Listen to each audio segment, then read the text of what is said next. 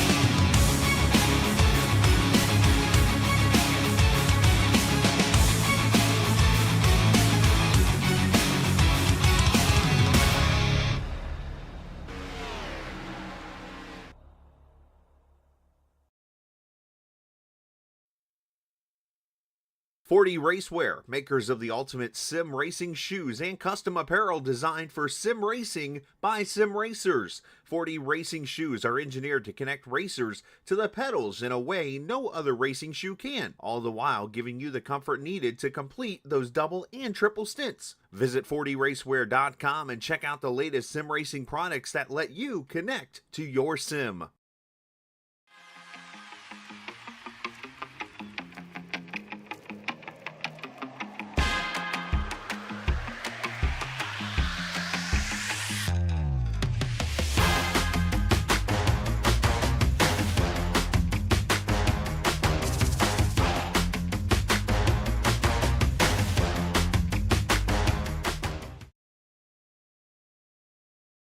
Good evening, race fans, and welcome to tonight's coverage of the Area 51 Friday Super Speedway Truck Series here on Green White Checkered TV. We've got an exciting set of races to close out the season coming up for you, with this second to last one being here at Talladega Superspeedway. 75 laps will be the scheduled distance around this 2.66 mile high banked Superspeedway oval, and we are ready to bring this playoff action your way. So you'll hear my voice tonight, Boomer Logan, as well as my good friend Brandon Briggs up in the booth. Brandon, how's it going this week, and what are you looking forward to most tonight? I'm excited. We got Talladega tonight. We got Talladega tomorrow with the Xfinity Series in NASCAR. We got Cup on Sunday, and then we got racing again on Sunday night at Talladega. Five races at Talladega all weekend. That's amazing. You love to see it. I'm excited for it. Second to race. Last race of the playoffs is here tonight. Who's going to keep their calm, as we got some sneaky hitters right now in this playoff races, with some things shaking up just a little bit different as we take a peek at it here now. Yeah, those points that you mentioned there, and obviously we got the red asterisk crudely drawn in haste just before the broadcast here, but Jack Walls and Charles Johnson have given up their eligibility. Obviously Jack Walls came in to this playoffs with a really strong run. I believe tonight will be the first night he will not be able to make a playoff race, so he will definitely fall down the ladder. So really what you want to look at is Dean Wilkinson there, leading with 1,070 points, and then 1065, so 5 points back. Adam Kildee and Joshua Highbaugh both tied there. 1 point behind them is Gabe Butler, 3 points back to Vicente Guerrero, and you got to go 12 points back to get to Eric Laurie, and another 3 behind him for Les Levy. Paul Witt is 30 points out. Cody Nagels is 35 points out. Jim Brooks is 40, and Everett Lane is a few more. He's I'm not even going to attempt to do it's 8 more than Jim Brooks, and then Keaty's 8 more behind him. But definitely, I mean, still plenty of time left. There's a lot that could happen. I mean, especially from what would be first in Dean Wilkinson after. Well, obviously he may not be first after tonight, but Jack Walls will climb down the ladder a little bit here for everybody who is racing tonight. But assuming Dean coming into this kind of first place, there's a lot of good trucks there within a 20-point spread, which is not a lot of points, as some of you guys know, with all the bonuses and all the other stuff that we got going on here. So definitely a lot to keep an eye out on tonight, and we'll roll right into it. Qualifying has concluded, and we are going to set that grid for you here and bring that up now. And it looks like Keedy Engstrom from Sweden is going to grab that pole position in that number 64. Gabe Butler will be to his outside in that infamous number 88 black Guinness truck. Dean Wilkinson, who will be the point leader, obviously of all eligible drivers coming into tonight. Adam Kilday right there as well. A really hard battle for the points as they sit there in row number 2. Vicente Guerrero, top 5 starting position for him tonight. Tom Dixon for Team Extreme is going to be to his outside. Another Team Bootnaka Esports drivers, Everett Lane, will be inside of Justin Davis there with Eric Laurie, teammates nose to tail there in 7th and 9th place. And then we've got Paul Witt rounding out the top 10 starting positions for tonight. The 052, that's Joe Delavecchia, hopefully we pronounced that correctly there, in 11th position with Jim Brooks to his outside, rounding out your first page of the grid. And we'll bring up the rest of our stragglers here. Hayden Davis is going to qualify 13th. Les Levy in the number 62 truck to his outside. That's row number 7. Then you'll have to go side by side to see Mike Allen and Anthony Lane. Those should both be Silver Fox and racing entries for tonight. And then you see Bud Steele and Robert Amaral electing to not take a qualifying time for tonight. And with that, we'll get rolling here, and the pace car will be off and coming down pit road. So we've got a few more seconds to collect our thoughts and get ready here, Brandon. Obviously, it's playoffs. There's definitely a lot more on the line for a lot of these drivers. What's kind of your mindset going into this if you are in any position, to potentially win this championship? What are your thoughts as a driver coming into tonight's activities? Yeah, my thing would be if these fellas made it through the first 2 races, which were handfuls all in their own. So I think these drivers get back more comfortable here. Talladega has a ton of room around this track, so you can really move as you want compared to Atlanta and Daytona that we was previously at. You can get yourself caught up in a mess really quickly at those tracks. But these guys here, I think they're going to be a little bit more comfortable, a little bit more down in the seat, a little bit more relaxed, and I think we'll see some big moves, and these guys knowing that you can go 3 wide and maybe not get in trouble. Yeah, definitely. We'll see where the fuel strategy plays out too. Obviously, going to probably be at least a 3-stopper. Usually we see somewhere around the 20 lap mark for fuel. And just from the fuel that you'll burn, it's crazy to think about it, but the fuel that you'll burn, especially on this pace lap, coming around to the green flag, you'll actually burn more fuel due to that on your first green flag run, so that'll be a little bit shorter than what we should see for the rest of the night. So the longer you can stretch it out, the longer you can go, and we'll be just about ready for that pace car diving onto pit road. And remember, got to have a little bit of patience here because pace car is going to dive onto pit road, but that start-finish line, as everybody knows, Talladega Superspeedway, it's all the way in the short chute between the tri-oval and turn number 1. Got to wait quite a ways to get to this restart zone here. It says United Rentals on the wall. Echo Park sponsors it in real life, but nonetheless, green flag is in the air. Trucks are racing into turn number 1.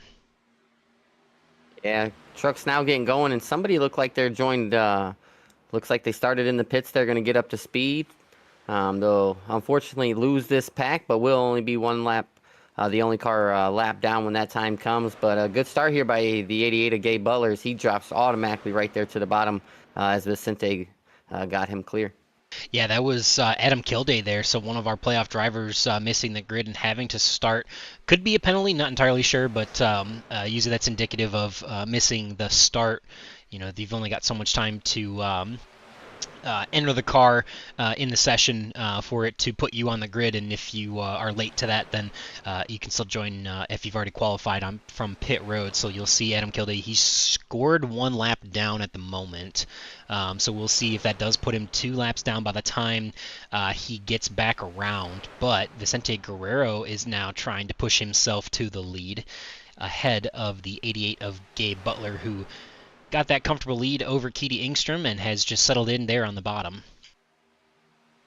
Yeah, good run there for the 88, and unfortunate there for the 85. That's definitely a hiccup so far. So, don't want to see one, but hopefully he does get a caution before he gets that too many laps down. That's going to be tough to fix. Maybe not. Maybe these admins. I've seen them do crazier things in short amount of time. So, maybe not as big as problem, but just not a headache you want to think about in the second to last playoff race. That's for sure. As the 88, as you said, leads this pack around and is going to pick up a couple of those bonus points. Yeah, those bonus points ever so important there. Lap led there for Gabe Butler. Obviously, he led one a couple laps ago to get his first bonus point, but obviously you're going to also earn an extra bonus point for being the one who leads the most. So it's definitely an important bonus. I mean, I know we've talked about it ad nauseum, but obviously we saw Gabe Butler make up 10 points in bonus points to win a championship over Rick Sanchez not too long ago. So those bonus points are so important, and I know it gets annoying that we preach them so hard, but those are a lot of times the difference between who's going to make it, who's not, and then at the end of the season, who's going to win the championship or not, Brandon. Yeah, and the 88, he definitely knows how to get it done. He's picked up a championship here before in Area 51, but he's going to have to get it done. That 55 right now with the 83 not being here tonight, he's going to take over that points lead, and he has been really, really consistent this year. And knock on wood, hopefully that don't bring no bad juju. We know about the commentators thing, but that 55, he's been on it this year, racing really good and executing pit stops. We've seen it the last couple weeks. They've got in there and got out. So is going to take over the points lead as we run, and he runs third right there behind the 64, trying to get up there and get that bonus point to be even there with the 88 and the other playoff guys around him. Yeah, definitely. He's been in a good position, and I mean, a lot of these guys are just looking forward to have the best night they possibly can. Obviously, a little bit of a shorter field tonight as the season dwindles down, which is understandable, but that just puts so much more pressure on these playoff drivers because, that point spread between first and 18th. I guess one thing there's a saving grace if you do finish 18th, it's not nearly as detrimental, but there's also not a lot of spots to gain, not a lot of positions to gain, and that can make it a little bit more challenging. But we've got a couple fans here hanging out. Checkered Flag Motorsports couldn't make it out, so he has to work overnight, unfortunately, but he wishes the 62 and the 85 all the luck for tonight. And to answer your question, favorite Brooks son, I would probably, I mean, these do look like extended cabs, but I don't know what you could fit between the rear window and that spoiler. And obviously the spoiler doesn't really come down like a tailgate does, so I would say maybe a couple 6-foot 2x4s. Yeah, I don't think it matters really how much they can haul because it's how quickly they're going to get them there. These trucks is flying around this track right now by 190 mile an hour. So whatever you got, they can get it there and get it back pretty quickly. But yeah, YouTube chat pretty active already tonight, which is a good sign. Means we got some people tuning in here, and we're just gonna give you a little shout out, man, whipping that graphic together for not only me but the fans here tuning in for that points graphic, keeping everybody up to date as we had a little bit of a week off, got some drivers these rest for these 2 weeks straight of Talladega racing for the championship. Yeah, we'll try to have. We had a fancy graphic, but our boss was sleeping at the wheel, I guess, this week, and I'm not sure what happened there. But obviously, giving Gael a hard time, but didn't have a chance to get that graphic, but just grabbed something from Sim Racer Hub. So hey, it still works, and yeah, no lumber for these, and yeah. 6-foot 2x4s would definitely be very, very short house. You might have to stack a couple of them together, but I don't think these guys are worried about how much lumber they can hold. I think they're really only looking for that hardware that will be in victory lane at the end of the night. Yeah, that is definitely something you want coming in this race or leaving this race, as I should say. And as you can see, these guys are a little bit more calmer than I expected. I figured, a couple of these guys would get up there and try to get that bonus point early and then maybe kick back and relax. But so far, these guys have just been content. The 88's been up there bouncing lanes. So you brought up about that fuel earlier in that pace lap. I would assume he's saving none. Yeah, definitely not. I mean, these guys are going at it pretty hard. Usually, you can tell when the field is saving a little bit more, kind of bunches them up a little more, or you'll see that third lane, maybe one or two trucks doing more work there. But I mean, really, I think everyone's just kind of going as hard as they can. I mean, the fuel numbers, being around 20 laps, that you're going to have to make at least 3 stops with, the lap count that we have for tonight. A couple extra if we do get to our namesake in a green-white checkered at the end of the night, but definitely makes a difference there. And it's not really something where you can't really stretch it to make it work. And now, obviously, anything can happen, and that can change in an instant if some chaos were to ensue here. But so far, so good. 10% of the way through this one, and working on lap number 9 now. Yeah, I kind of started to think maybe comes back to the competitive thing. You don't want to save fuel when you got a guy like the 55 up here at the top of the points right now, because he's executed that, saving that fuel and then executing the pit stop in. So maybe these guys have thought, hey, let's just stay on it. Let's just race it out. Let's not worry about fuel, nothing else. Let's just get in these trucks and do what we do best. And that's drive these things around here at a high rate of speed and make some crazy moves later as the race will go on. Some of these drivers are going to make some moves that is going to make you hold on to your breath for about 5 to 10 seconds. Probably right through here as we come through the tri-oval now. Yeah, definitely. These guys are. I mean, we have seen such a difference with these cars being weirdly stable, but also not at the same time, where these guys have been able to make more aggressive moves since the previous season build that came out, over 14, 15 weeks ago. And I tell you what, that's really made it fun for us to watch in the broadcast booth and see these guys wheeling these things pretty well and holding a pretty wheel out there. But I do notice Adam Kilday, so timing and scoring did update. He is currently on the lead lap, so he's tail end of that. Obviously, these leaders here are going to be looking to catch him in just a moment here. They're only about 8 seconds behind him, and they are running at least 4, maybe 5 seconds a lap faster than Adam, and he should be able to latch onto the back here and hope for the best, and that'll put everybody on track in the same pack. Yeah, and what that 85 really, he needs to get with this pack and then stick with this pack. You don't want to lose this pack and then pit by yourself and lose even more. So hopefully he can, like you said, tag onto the back of this pack right here and at least pit with these guys. And so, he, like you said, stay on track. But I'm going to ask not only you a question, Boom, but the YouTube chat a question. This week in iRacing is Talladega week. Me, I probably raced too many Talladega races this week, and my I rating goes, it's went down. But do you skip Talladega week, or do you race Talladega week? I love super speedway racing. I don't know what it is, but obviously it definitely has a skill to it. There's definitely more randomness to who has potential and opportunities to win, and there is still a skill with it. But I really enjoy the style of super speedway racing, and just being completely honest, I'm not typically one that's going to be a contender at the front for most of the oval racing that I've done on iRacing. Now there's some tracks that I do fairly well at, but my advantage typically is going to be definitely at a super speedway where obviously have a lot of fun. And it sounds like you don't skip it either. You said you've raced quite a bit there this week as well, so. Yeah, I've probably raced more this week on iRacing than I do in other weeks. I just love the racing, and if you can get in there with a good group of guys that, don't take it too serious, and just if you just go in there. I tell everybody, when we're racing on there, people get mad. Damn, I got wrecked, and it's like, did you come into this race not thinking you were going to get wrecked? If I make it out of here with only a 4X, I count that as a win. So it's just fun to go in there and race, and man, you can do so much here at this track, and you can be horrible at racing and still be competitive. So anybody's got a shot in this. It's the true underdog story here, and that's one of the great things about coming to these type of race tracks is anybody's got a chance. It don't matter what your skill level is. If you're there at the end, you got a chance to win it. So we're gonna figure that out here in about 50 to 60 more laps, but we still got a ways to go, because these guys should be coming up. Probably you see maybe 10 more laps before that pit stop. Probably within 10 laps if I had to guess. Obviously, you can see that outside lane thinning out just a little bit there, and Adam Kildee has rejoined this lead pack and will hang on there for the moment, one lap down, and everybody else still in this lead pack here.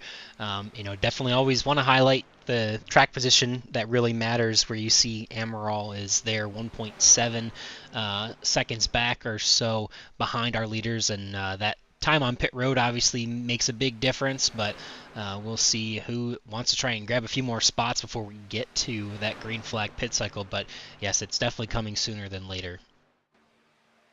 Yeah, well, I know as broadcaster, we're not supposed to play favorites or anything or pick anybody to win, but I hope that 052 comes in here and spoils the show. I like a good upset, and haven't seen that name this season, I don't believe. And talk about mixing up the playoff standings going into the last race if that 052 comes up here and steals one from these guys. So I'm not picking nobody, but it would make next week one heck of a story. Yeah, definitely, and obviously that's kind of a point of playoff style racing. You've only got 12, 8, 16, whatever the format is. Obviously, we've got 12 here that are competing, but there's 18 trucks out on track, and a couple of the playoff drivers were not able to make it tonight. So you see just the names in green there are the ones that are competing for that championship, but everybody is going to be rolling there. And ooh, it looks like the 55 gets out of line and on the apron. Oh no, that is a blown motor, I think, for Dean Wilkinson with the smoke coming out of the back of that. Yeah, boom, that's what it looks like to me. And we haven't had this much this season. A couple races where we had some engine problems, but looks like it's jumped up and bit the 55. Just stayed a little bit close for too long. And lap 16, he's going to have to burn a fast repair. And what it is going to come in, this may benefit. I don't know what the fuel mileage is going to look like, but I know it's not going to be good now, but tough break there for the 55. Yeah, definitely. I mean, we've also mentioned that these trucks seem to get a little bit hotter after some of the most recent season builds, and that's unfortunately just part of it. But yeah, no, it's good to see names like Joe Della Vecchia coming back into the fold here. He's got, I mean, this will actually be his 50th start tonight on super speedways here in Area 51. He does have one win to his name, but the last time he raced was April 7th, 2024 in a Chevy Silverado at Daytona, and been a little bit of a while since we've seen that name come up on your screen, but it's good to have him back, and appreciate some of the names that always come back through this series, and always fun, especially for the broadcasters, for us that have been around for a while, to recognize and remember some of the names that don't always race with us anymore. But it's good to see some familiar names coming back.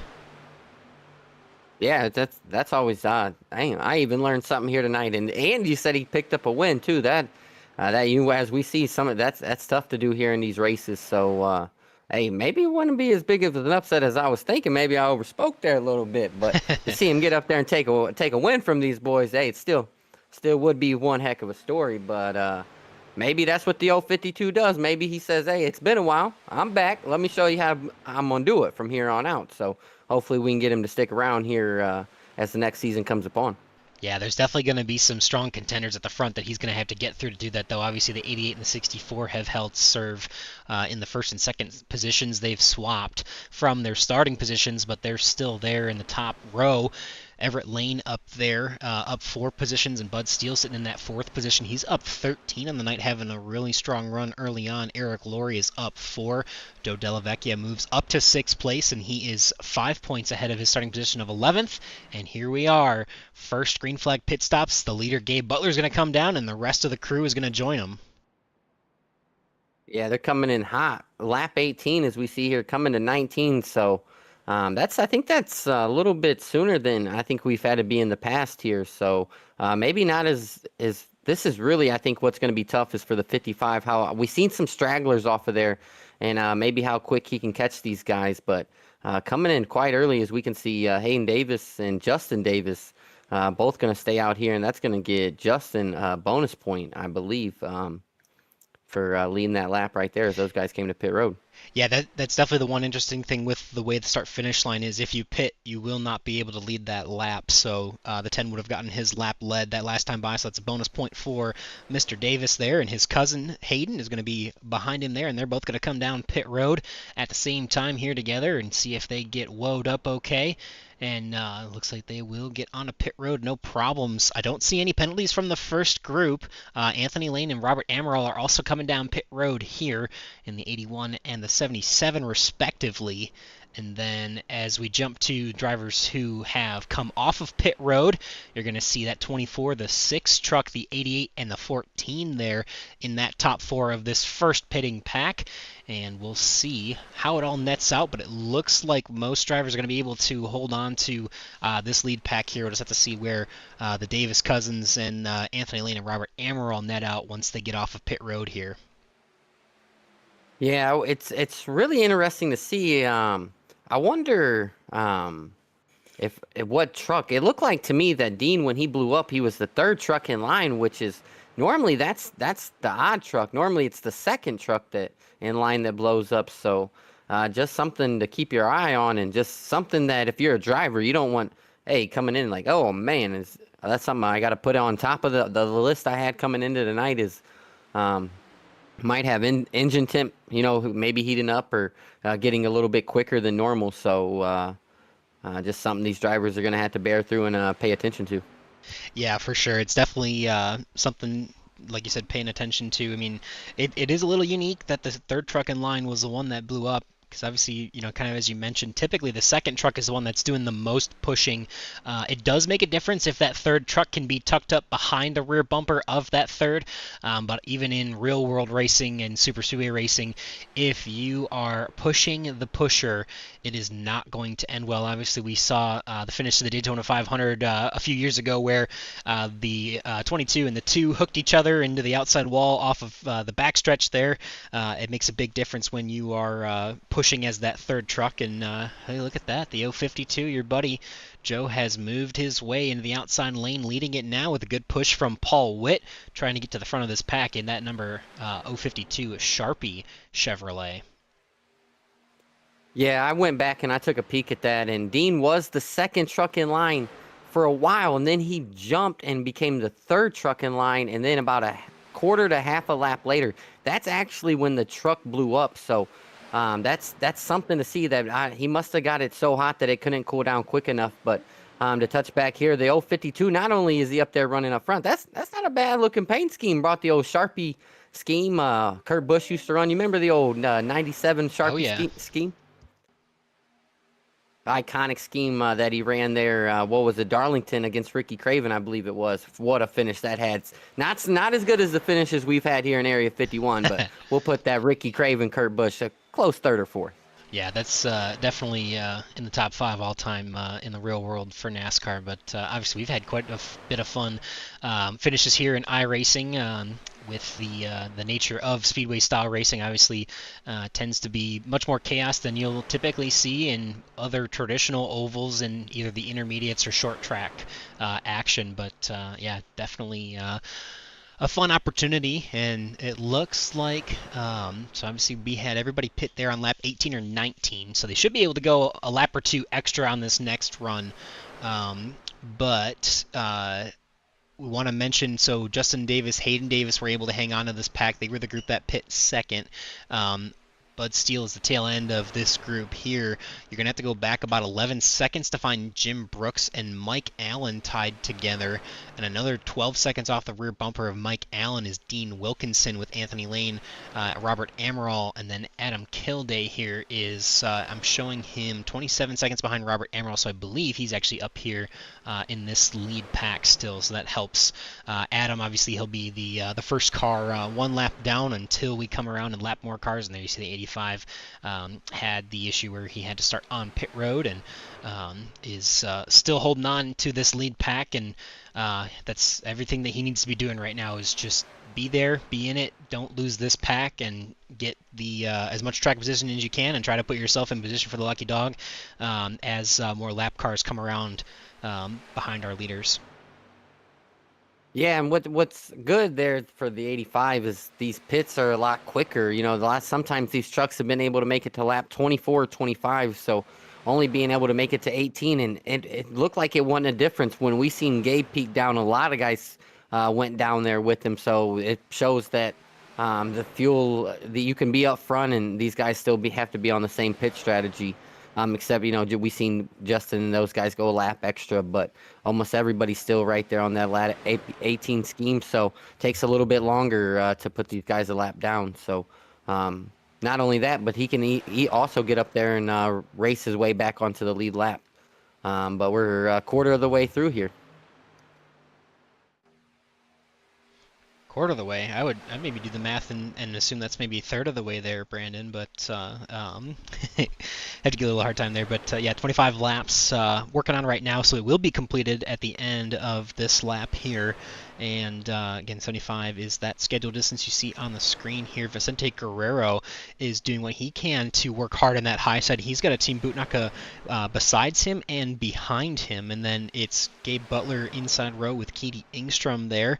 And they are lined up nose to tail 2x2. No third lane just yet. And looks like the money lap was 25. So appreciate Checkered Flag Motorsports for chiming in there, letting us know. So I believe that went to Vicente Guerrero. So that's some cold hard cash into the pocket of the 14 for leading that last lap. Yep, definitely a fail there by me. You got me there. It's definitely a third, not a quarter. Dropped the ball on that one, but no worries. I tell you, at the beginning of the season, we was making a little comments with Gabe, and he said drop the mic, and he came back and he won a race. And one of the things he said in that interview was you got to be consistent and you got to be there. And if you look right now at this top 10, 4 of the playoff drivers are Team Bootnaka, and that comes right back to what Gabe talked about, your teammates and being there, being at all the races and being consistent. And right now, the 10 of Justin Davis, not Team Bootnaka, but was with those guys, and we can see the longevity of how the guys are here when it matters and how many Team Bootnaka is the only playoff drivers in the top 10 right now. Yeah, definitely. Obviously, we've noted the struggles for Wilkinson, and then obviously Lane.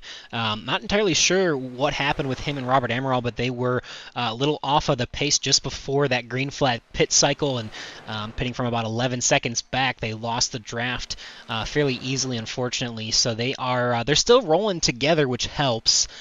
They are running so. Yeah, Dean Wilkinson, Anthony Lane, Robert Amaral are running 51.48s.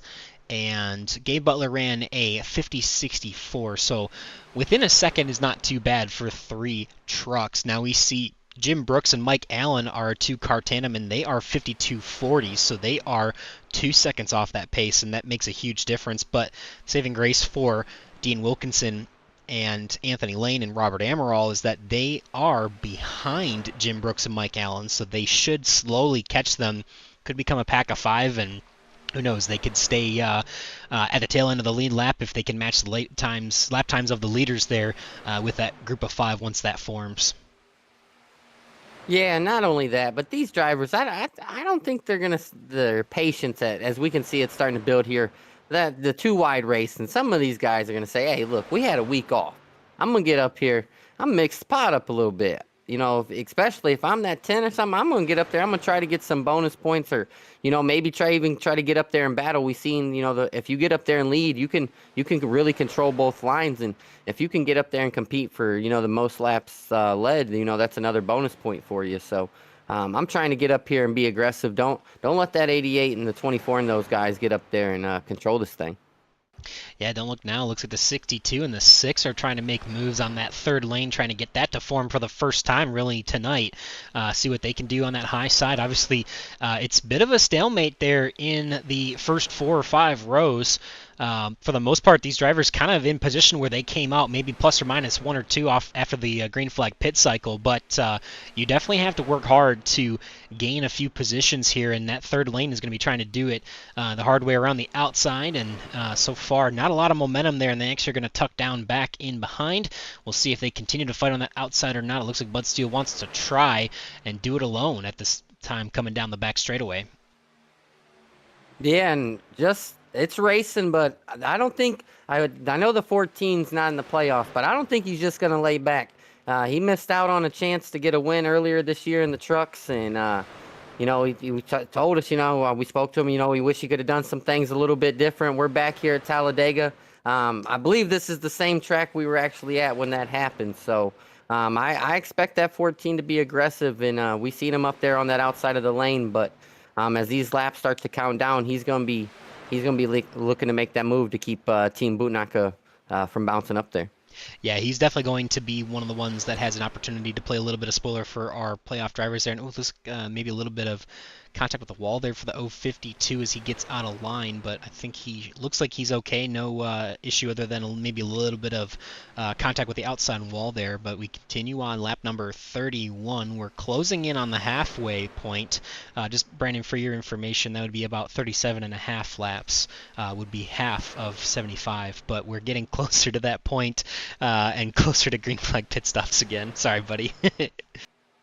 Yeah, man, it's tough out here. I'm gonna blame Gael for that. Yes. When you spend a lot of time commentating, Gael's math will wear off on you. Oh, absolutely. No, I figure I just pass the bucket on to Gael, get it out of the way here. But these guys are starting to spread out here. These guys are starting to look like single file, and I do know that 18 and 18 is 36, so we're getting close to pit stop number 2. All the math for tonight's activities. Yeah, we should be able to go a lap or two extra. Obviously mentioned when they roll off of their starting spots, which is up on the grid, up on the track. You do burn a little bit more fuel doing that and taking a pace lap. I mean, it seems crazy, but yes, there is enough fuel that you burn under caution there for that pace lap that you're going to go a little bit farther in this second stint here. So I wouldn't be surprised if they can push to lap 37 or 38. Definitely for the guys that pitted on lap 19, they're going to have more opportunities. Justin Davis, Hayden Davis are going to look to do exactly what they did last time and just continue to bank those extra laps, which at this point, because it's still green and has been green, there really isn't much of an advantage to that, but that could flip completely upside down depending on what could happen in the next 38 laps or so. Yeah, and I think the one thing that we have learned from this season is not to try to predict anything. At one time, we thought we had this race understood and what was going to happen, and whoop, there it went. Flipped right upside down, and the whole race was changed. So at Talladega and these super speedways, if you think the race is under control and you got it figured out, it will show you that why you never underestimate the track. Yeah, definitely. And yeah, I mean, obviously we've said already a lot, the nature of super speedway racing. There's definitely some variation to it, but we definitely have still seen a lot of that cream continue to rise to the top over time, and it looks like the 14 of Vicente Guerrero is trying to find a hole to get into the inside lane and not successful so far, so he's going to climb or fall, I should say, pretty far back here. We'll see if he can get in towards the end, but that's going to put him towards the back of this group in the lead pack, which again should be pitting momentarily. Yeah, some guys starting to get figured out here, and what you don't want to do in this pack is we come in this. Now, this looks calm and collective, and everybody's just riding. But when you get in this line and you try to bring a big group down to pit road, most of the time, more cars, the more chance of chaos. And you get turned around down there, will end your night because that will not bring any caution. As we can see, guys like Dean Wilkinson already coming in as he had to make that earlier pit stop with that blown engine, along with, I believe that is the 77 and Yes, sir. Maybe Anthony Lane. Yes, sir. You got it. Yep, that group came down pit road there first, so I wanted to highlight those guys coming in. Obviously, as you mentioned, Dean had to come in a little early with that blown motor and unscheduled pit stop. Shouldn't have any effect for him, as far as going the distance with the same amount of pit stops, but obviously a little bit of a hole there further back in the pack. And it does help that he has some drafting partners, as we mentioned. They're running within about a second or so of the leaders. With 3 trucks there, it makes a difference. At some point, they may eventually catch up to the 2-car tandem of Jim Brooks and Mike Allen, but everybody else here in the top 12 up in this lead pack and awaiting pit stops momentarily. And we do have a question from a fan, the same name as one of our broadcasters, asking who's the best ever to drive the 94, and I would have to say, in my opinion, without a doubt, it's definitely Bill Elliott, and then second would be me, myself, Boomer Logan, who typically runs the 94 car here in iRacing as well.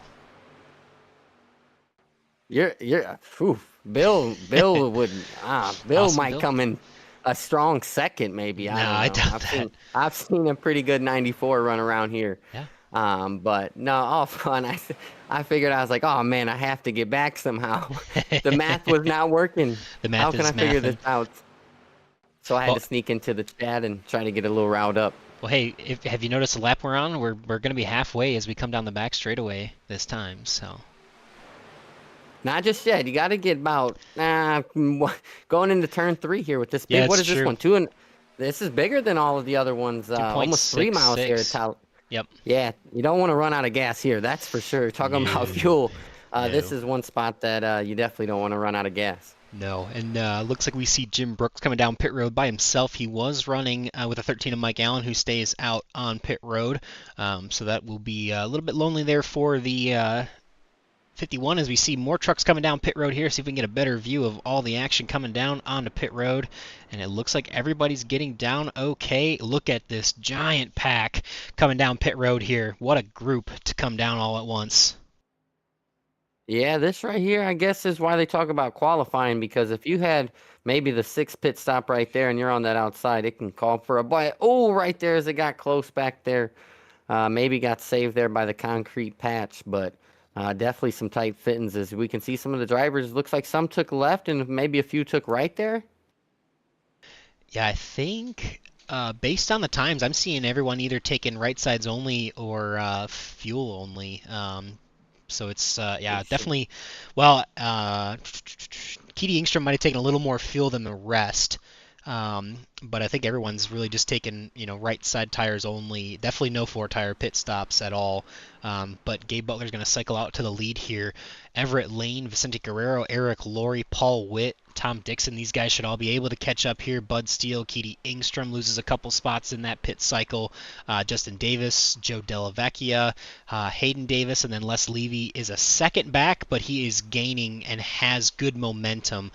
So he should be able to hold on to that draft there of Hayden Davis, especially as Hayden's group starts to catch the trucks in front of him. And you can actually see the 19 of Hayden coming off just a little bit there. Oh, Bud Steele coming back down for a penalty. Oh, no. That must have been speeding on pit road after his pit box or an unsafe pit exit, but that is going to be either a pass-through or a stop for Bud Steele, and that is not going to be good for his night at all. Yeah, when they were coming out of pit road, he was really guiding that yellow line and really, really close to it. So I think maybe that might have been what got him. But tough break there for the 6s. Hey, he brought a kick. Yeah, that was a pretty cool Halloween scheme. Did you check on that? When later in the race, we're going to have to come back to that 6 scheme. He brought a pretty good scheme, it looked like. Earlier I was checking it out. So, but right now, Team Bootnaka back up there 1st, 2nd, and 4th. These guys are rolling tonight. Yeah, Vicente Guerrero is there in the middle just trying to shake it up there from the Team Bootnakas. Paul Witt there in the 5th position. Tom Dixon here. Actually, so the last car in this lead draft, as predicted by Checkered Flag Motorsports, Adam Kilday getting closer to the front, maybe trying to earn that lap back the hard way and get ahead of our leaders to try and get back in the action after having to start on pit road. Paul Witt's coming with a good head of steam here in this second group. Tom Dixon leading this second group now, and you see him being pushed by, it looks like Justin Davis there. Yep, Justin Davis in the 10. Looks like that might be a Halloween scheme for him, and we'll try and, yeah, it looks like a Bush main scheme, the Boo and Bush beer. So that's a great Halloween scheme for the number 10 for tonight. Joe Delavecchia, we already mentioned the Sharpie scheme. Keedy Engstrom here, starting on the pole, but he finds himself in the back half of the top 10 at the moment here. And then Hayden Davis in the Harbor Freight Machine, scary looking car as well that he's got there.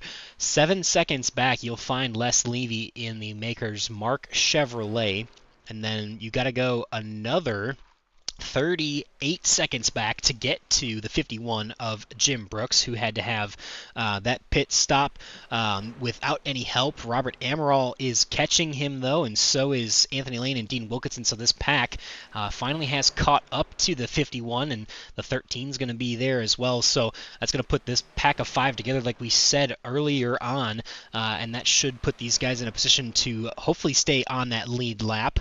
And then you'll have to go back to Adam Kilday. We again mentioned already, might be trying to dice it up a little more. He's kind of in the back of this lead pack, but curious to see if he's going to get on that loud pedal more and try to get up to that lead and give himself a better opportunity to get a lap down should a caution come out, especially as you can see off the front bumper of Everett Lane, not too far ahead is going to be those drivers that are in that group of 5, and yeah, definitely losing a little bit of time, but that group of 5 from Les Levy or from Robert Amaral on back in danger of definitely in danger of starting to go a lap down here.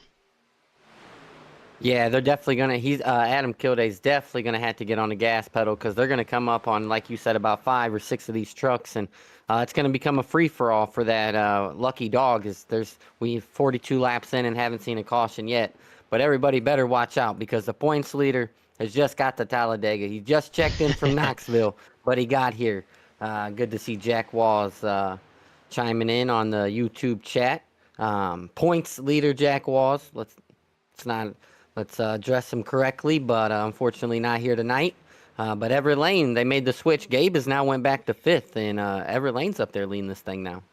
Yeah, Everett is got a couple of non-playoff drivers in between him and his teammate at the moment. Eric Laurie, though, still solidly in the top 10, and Gabe Butler just ahead of him, and then Justin Davis there in the 10, having decent runs for their playoff hopes for tonight.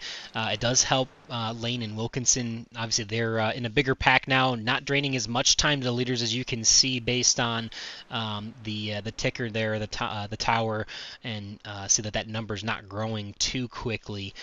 So their lap times have started to even out a little bit. Actually, yeah, looking at them now, Anthony Lane ran a 51 flat. Everett Lane ran a 50.78, so about just over 0.2 of a difference there. And they're about 5 seconds ahead of this pack. So at some point they'll definitely be there to catch them. But for now, we are rocking and rolling on lap number 44, and we see Keedy Engstrom. He is going to make his way all the way back up towards the front with a little bit of help of Tom Dixon in that high side, and trying to get back up to where he started tonight in P1. Yep, some good racing. Don't mind this type of racing.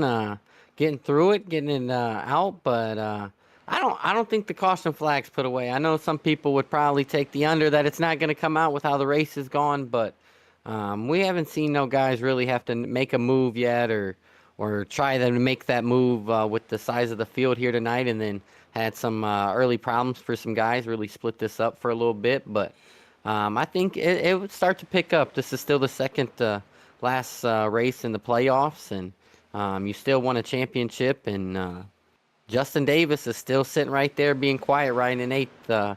Him in that 052, that might be him in the 19, that might be the little group that needs to hook up to maybe get it done tonight.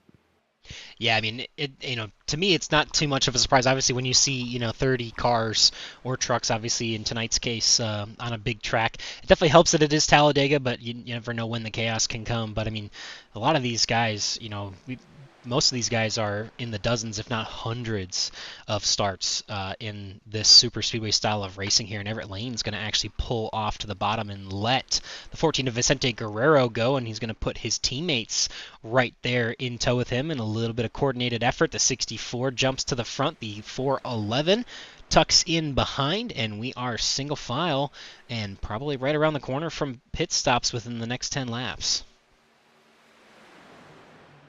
Yeah, with that move right there, do you think these guys are maybe a little nervous? Maybe. I still think, right, 18-4. I think you got to make 4 stops here tonight. We've already had 2. I think you got to make 2 more to get to the end, I would think. Wouldn't you, right here? That's a tough stretch. Yeah, no, This is if you can stretch another 18 from 37, what's that, 55 laps? So yeah, it'd be at least two more, I think, to the end here. So, yeah, because pretty much everybody pit just over halfway, and there were two stops by then. So, two more left to go. So, I mean, I know you mentioned Brandon. Obviously, these guys are not really dicing it up too much, but I mean, there's been a lot. I mean, obviously, you've seen a lot of mistakes. Obviously, for Bud Steele, having to serve it was a stop and hold penalty, which was a minute and 2 seconds in his pit stall. Obviously, he probably took fuel and maybe some tires there too, but definitely a very detrimental pit stop for Bud Steele. And some of these guys, just kind of throwing themselves in a bad spot. Obviously, hoping that there's an opportunity for some of these guys to get back up there, and the 85 is going to try and do it the hard way, trying to get his lap back, as it might be indicative if he can run that high side by himself that there might be a little bit of fuel savings going on, but I don't see anybody being able to make it on just one more stop, Brandon. I do think there may be a team that can do it, and that is the Justin Davis and Hayden Davis. They have been pitting each time a lap later than the group. That would put them at 19. So I think maybe they can go, not have to take as much with having to go that extra lap. That could be the benefit to get them there to the front with not much moving going on. I think that may be the team that can stretch that little bit quicker pit stop to maybe make the move tonight. Yeah, that's definitely going to make the difference. And we've always mentioned with fuel strategy, if you can pit later, you have to take less fuel to get all the way to the end. And that definitely makes a big difference for that time on pit road. I mean, you can see just about a second on track. Well, you can see this lead pack is separated by just under a second there from our leader to the 19 of Hayden Davis. But that second adds up. Those seconds do add up quite a bit, especially on pit road there. And that time is, that track position, that time is just so crucial. And we'll see, definitely makes a difference when you're going through green flag pit stops where you see a lot of that. But that 1 second mark being significant because usually you can catch the draft of the truck in front of you if you are within a second of them. If you're behind that, then you will be, you'll be losing that draft and you won't be able to hold on and get that advantage of speed. Yeah, and I kind of went back here and did, I grabbed the calculator just to be sure on this one. If the 10 and 19, if they can make it an extra lap here on this stop, all these guys have been going 18 laps. That would have 4 pit stops would put them at 72 laps. Going to that extra lap could put them, they would be pretty close to running out of gas on that last lap. But I think they could make it on only just 3 going that 1 extra lap than these guys. Yeah, they did go the extra lap on that first pit cycle, but the thing to mention, they did actually pit at the same time as these leaders here on the last pit cycle, which was last lap 37. So, obviously that does put it close, like you mentioned there. If they can go 37 laps again, well, they'd have to go 38, so they'd have to stretch 1 lap, and that could be, like we said, indicative of why the outside lane is starting to form a little bit better with just 1 or 2 trucks. Those guys in the bottom might be saving a little bit more. Usually you don't see, obviously the 429 don't want to discount what he's doing there, pushing that 85 towards the front, but it's a lot easier when those guys in the inside lane are trying to do everything that they can to save a little bit of fuel there. A little bit of a bobble on the bottom, but we are okay, and we are clicking away, counting down instead of counting up, and 25 laps to go to be 24 at the stripe. Yeah, about done with this one. It's been a quick one. No cautions, no hiccups, no nothing. Just that tough break there for Dean Wilkinson. And then Adam Kilday just maybe just getting late to the rig. But he's still right there. He's in the spot to get that lucky dog if that caution was to come out. And if anybody's wanting these guys to get 2-3 wide, it's definitely, I think, him. You want these guys to start getting racy because as these laps start to click off, your chances start to slim out. Yeah, definitely starts to slim out as the field kind of gets segmented, and it looks like we actually saw Les Levy come down pit road that last time by himself. So he entered an exit pit lane, and that's definitely going to. Actually, we see. Oh, there's a spin on the front straightaway. We got a couple cars going around the 81, the 51, and that's going to bring out the first yellow of the night. Oh, Adam Kilday, he's saying thank you, racing gods. I don't know what was going on back there, but that's just what I needed. And the 51 trying to get it back going here. Woo! Oh, go 52. About met Jim Brooks there. Yeah, let's see if we can break this down for you here and try to understand exactly what started here. So would have been coming out of turn number 4. Not sure if people were pitting and some weren't, but we'll try and take a look here and see if we can get a decent view of exactly how this unfolds. So coming through turn 3 and 4 here, we'll see exactly what happens. The 51 obviously involved, the 81 involved as well. Yeah, hopefully not Dean Wilkinson get up caught up in this. I'm pretty sure he's already had to burn one fast repair. Hopefully he did not have to burn another here. As we see, oh, it looks like Jim Brooks maybe coming down early to come to pit road, or Oh, that's weird there. Yeah, 55 like gets loose, or he just kind of breaks off to go down pit road early, and then the 81 stays out on track. And I guess we'll see here. Oh, there it is right there. The 81 under braking gets loose. 51 was not planning on pitting. And oh man, a big contact for the 13. Saving grace for Dean Wilkinson. He was coming down to pit road, and I don't think he's going to make any contact here. And you can see the 81's already sliding past him, and the 55 is slowing down more. So thankfully for Dean Wilkinson, no contact, but it will bring out that first yellow. And that 81 just makes a little bit of a mistake under braking, and unfortunately, Jim Brooks is a little bit of collateral damage as well as the 13 of Mike Allen. But we'll jump back live now and we'll look at live pit stops as Keedy Ingstrom's going to lead the field down pit road here. and what I tell you, boom. What I tell you. That's why we don't try to predict the race. We thought we had fuel strategy figured out, and then boom, right there just comes in and lets you know, no, you don't. Yeah. All these guys gonna come in here. I assume I'd get tires, everything, the whole 9 yards, and I wouldn't be surprised if we see some takers come down on that second one, just to make this fuel window. Man, you can do the math now. Yeah, though it's tough. It's going to be really tough with 22 laps to go. I think everyone's still going to have to pit once.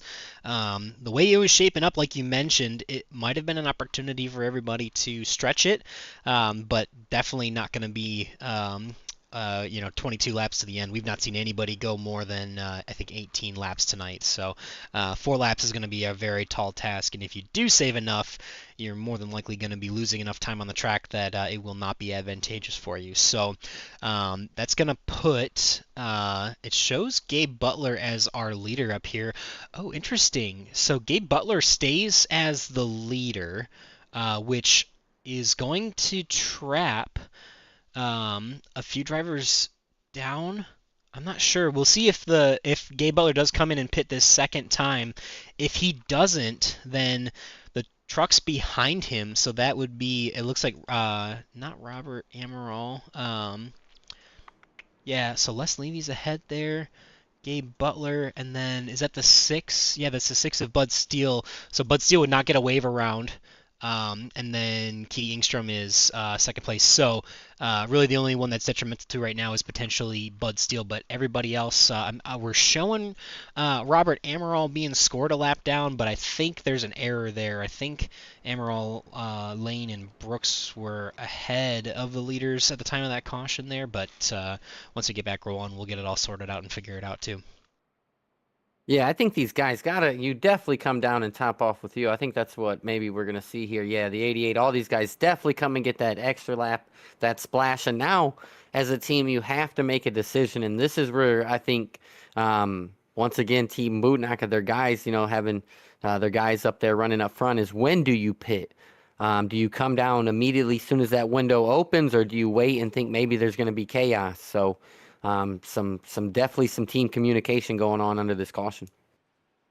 Yeah, definitely running through quite a bit of scenarios. Obviously, we see a little bit of a difference every week, and everybody has different opportunities.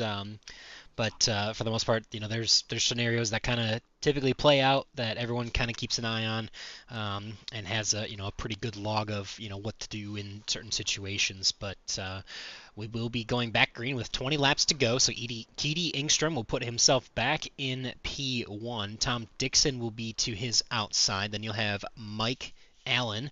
And then the 51 of Jim Brooks, I do see as a lap down. And then Anthony Lane comes down pit road behind him, so does Robert Amaral. And Bud Steele does get a wave around, so he was ahead of the leaders. So him and Les Levy are going to get a wave around, which is going to put Les back on the lead lap. And that'll put Bud Steele one lap down.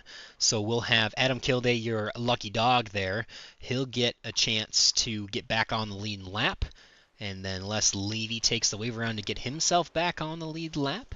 And then Jim Brooks will be trapped a lap down there. It'll be interesting. Obviously, he's sitting in the 4th position on track, but obviously the 15th position in the running order, because everybody that pitted twice is going to have to get in line behind those who pitted only once.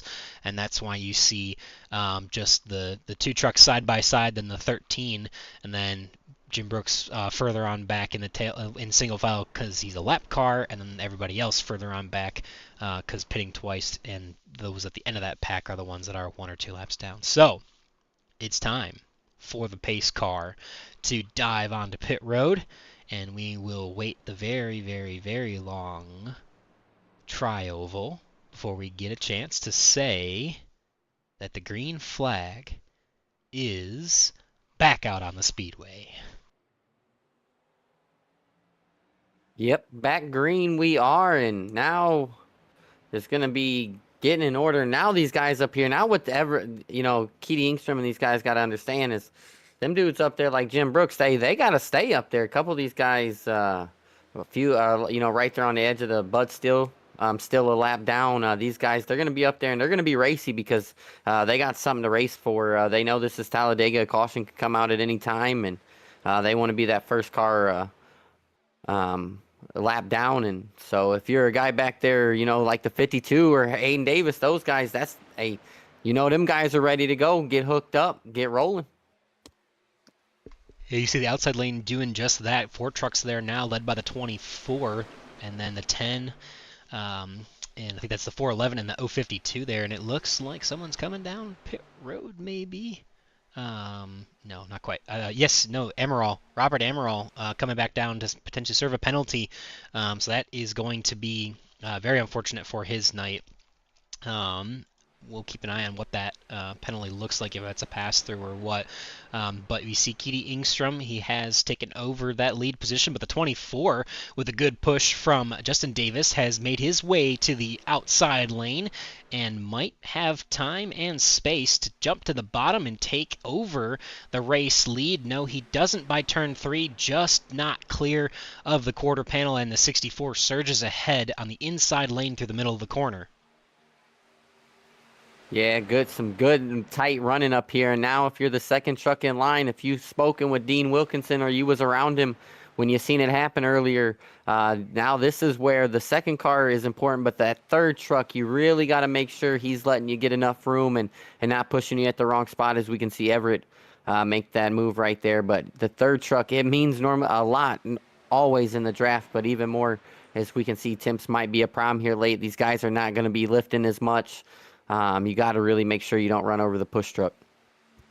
Yeah, that was definitely something to pay attention to, and obviously Dean Wilkinson probably going to be a little more cautious. Obviously he burned that first fast repair and was able to stay on the lean lap as he was ahead of the leaders at the time the caution came out. Puts himself back in a good position for tonight as a playoff driver. He's just kind of hanging out there back towards the back with Gabe Butler, and looks like we're going to see some Team Bootnacker drivers coming down pit road. The window is open and they are ready to go to the distance.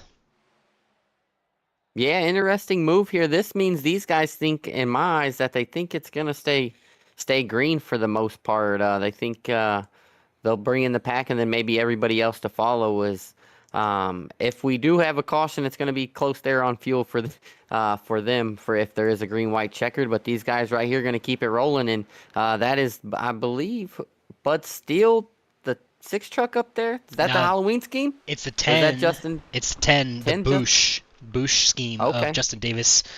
Yeah. Okay, yeah, I can see some of those guys there drop back a little bit more, but Justin Davis getting that bonus point right here. We talked about it earlier. Get up there, get that bonus point. It's there. We can see the 6 Halloween navy paint scheme, clean, great looking truck there tonight. Yeah, I wanted to highlight that. We talked about that earlier and haven't had a chance to really look at it yet, but that is a beautiful looking truck. Bud does a lot of work to paint a lot of different things, and that obviously always running the navy colors on a Ford F-150. But man, those that orange and black really pops for the Halloween themed scheme. So love to see some of the creativity, but it's the other Halloween black and orange car, the Bush truck of Justin Davis, who is leading the outside lane and put Tom Dixon actually to the lead for the moment here as he surges ahead on the inside with the help of Keedy Engstrom and Mike Allen.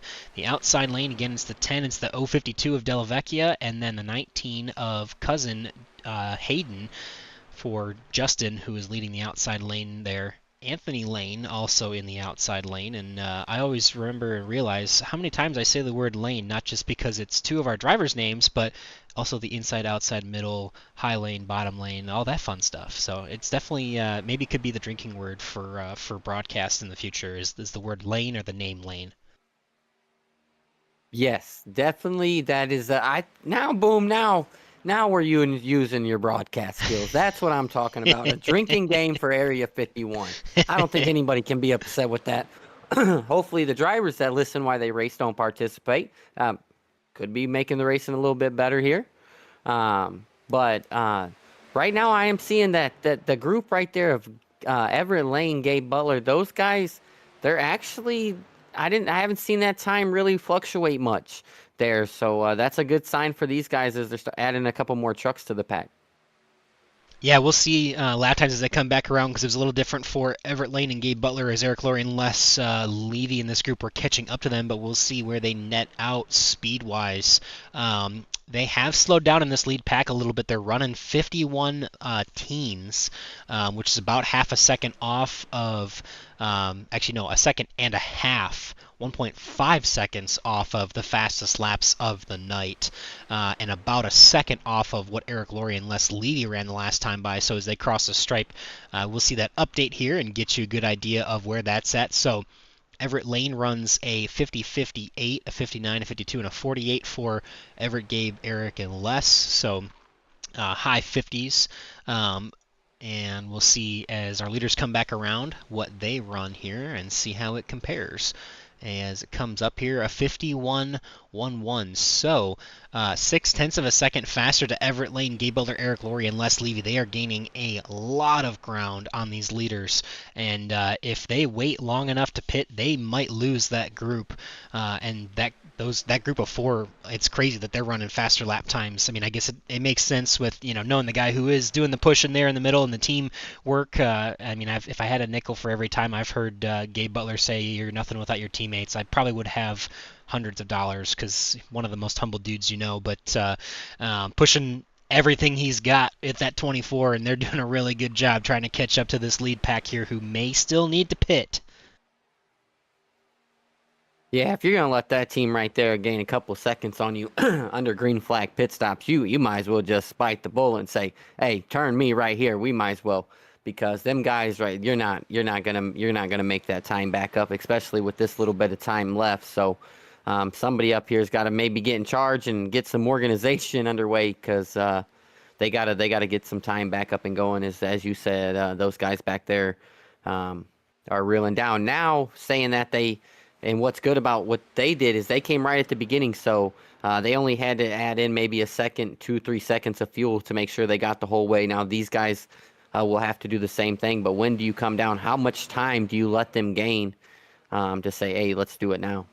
I'm curious. Obviously, we saw 22 laps. I don't think, or 21, I think by the time we went back to green, I don't think that's going to be enough. I mean, they would have, everybody pit on lap 53 or 54 under caution there.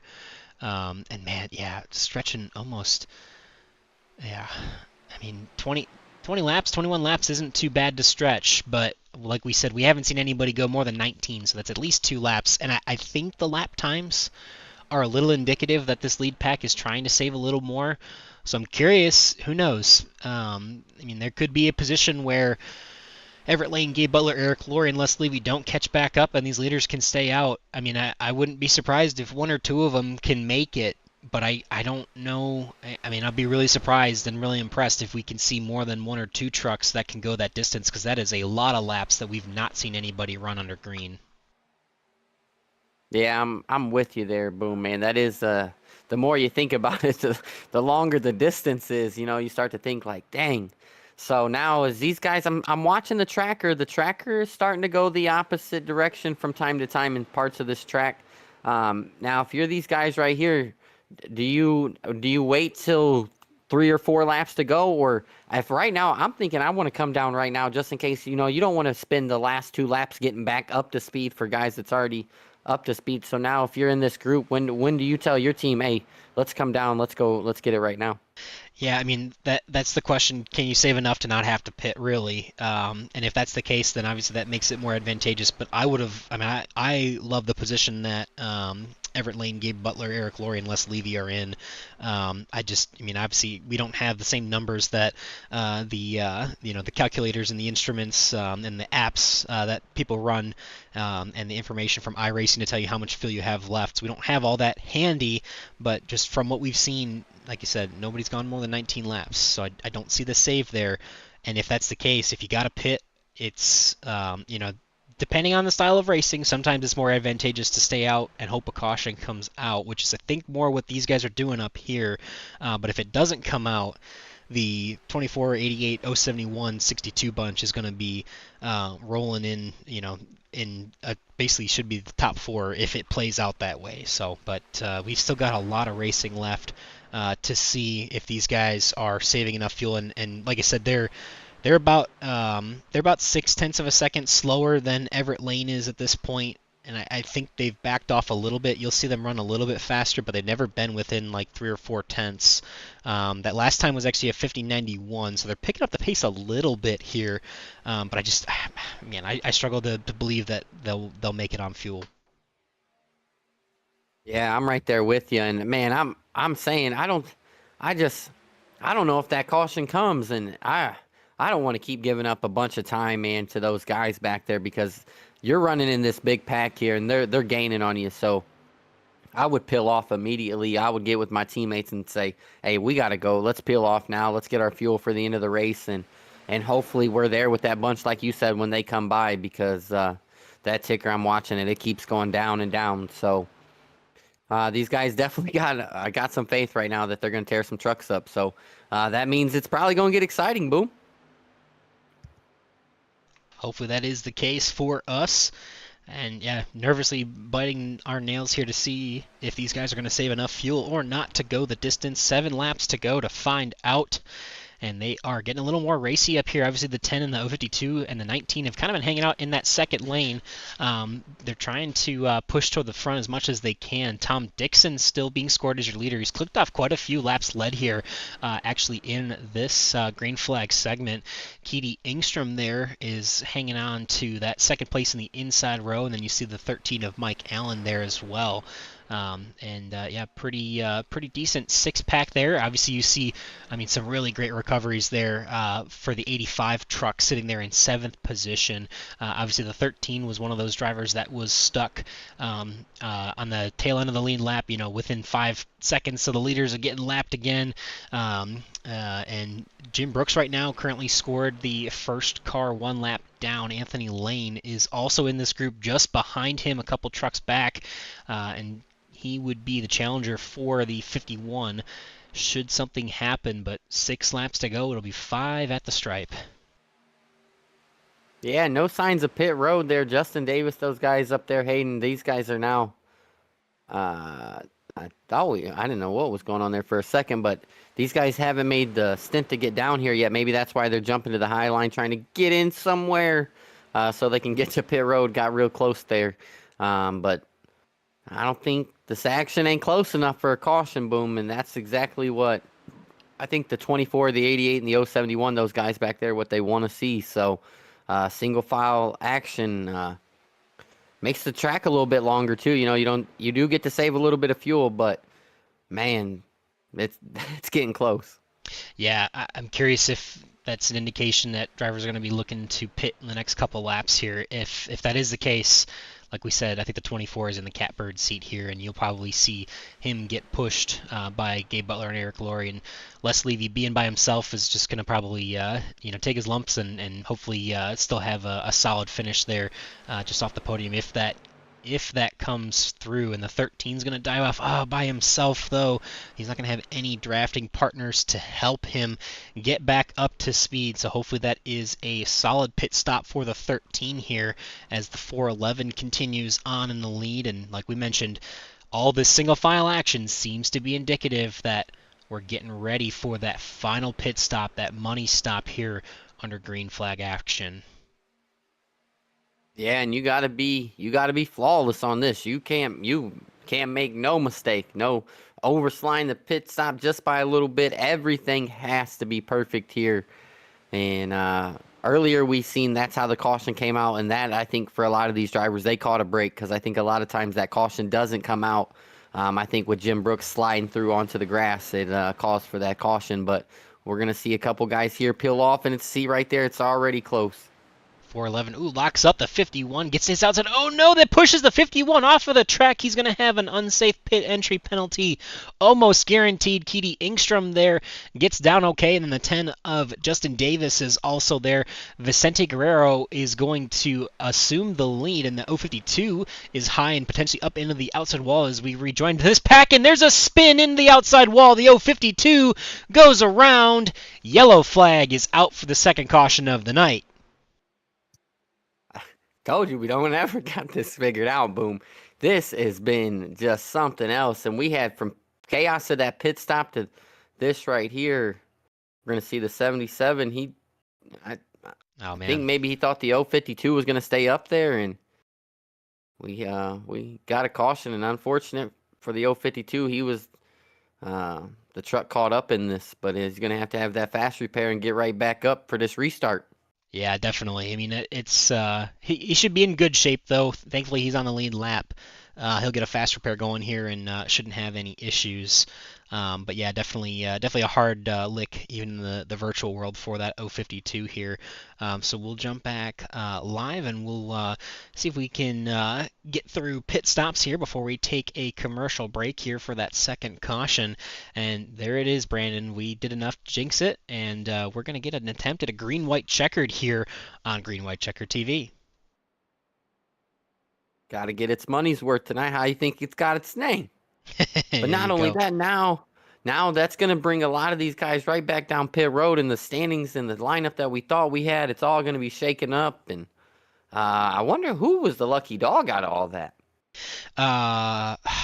It was the 51 at the time, so no lucky dog for that caution. I think that's going to keep Anthony Lane one lap down, unfortunately. Yeah, because the 51 was in position before the caution came out, so I would assume that he still was that car, and obviously goes a lap down extra from that issue there. So, but we'll see. We'll take a quick look, as we mentioned. We'll see who comes down pit road. Obviously, everybody from Les Levy. Actually, no, I take it back. Hayden Davis on forward need to pit. Everett Lane and Gabe Butler don't necessarily need to pit. Obviously, a few extra laps of fuel, like you mentioned, Brandon, earlier, that they may not have enough to be comfortable for a green-white checkered green-white checkered finish on green-white checkered TV. But we'll see the 14, the 429, the 55, 85, 19 coming down pit road, and they stay out. Team Bootnaka is going to assume the lead. That's going to start with Everett Lane, then Gabe Butler, Eric Laurie, and Les Levy. So even though the caution came out, it still benefited them pretty greatly, and they're going to stay out and have enough fuel to save under caution here and see what they can do to try and win this race. And that'll put quite a bit of cars with a free wave around.